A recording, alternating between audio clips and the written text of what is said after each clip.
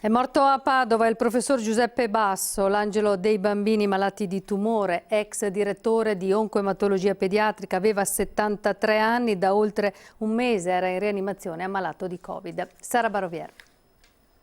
Fino all'ultimo i suoi ex pazienti, i colleghi, il mondo accademico hanno tifato per lui, che ha lottato ma alla fine non ce l'ha fatta. È morto a 73 anni Giuseppe Basso, ex direttore della clinica di oncoematologia pediatrica di Padova. Da un mese era intubato in rianimazione ammalato di Covid.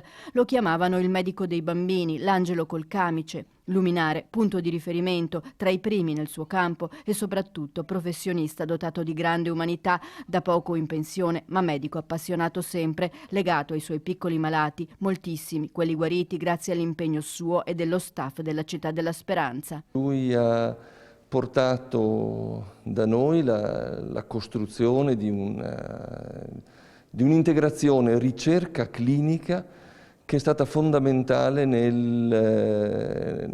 sviluppare nuove terapie e quindi nel migliorare moltissimo le prospettive di cura. Per il professor Basso il centro di tutto era il paziente. Il bambino, diceva, è un personaggio fantastico, pieno di voglia di vivere e di coraggio. Io credo che tutti ricordiamo non solo la bravura di Beppe Basso, ma il suo sorriso, la sua capacità di avvicinarsi ai bambini, alle famiglie. È una persona che ti seguirà, che ti vuole bene, che si ricorda uno per uno i suoi pazienti, e Beppe è stato a questo.